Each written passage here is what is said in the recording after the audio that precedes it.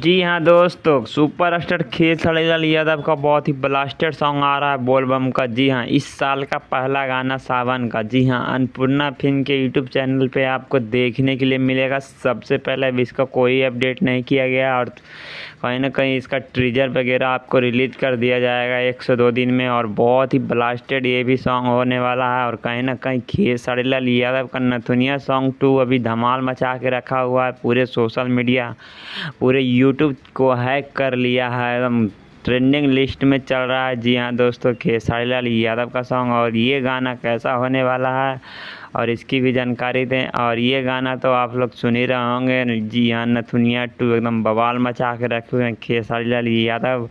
और कुछ लोगों की तो बहुत ही जल रही है, उन लोगों को तो हालत ख़राब हो गया है। जी हाँ, ये वीडियो आप लोग को अच्छा लगा तो वीडियो को लाइक करें, चैनल को ज़रूर सब्सक्राइब करिए।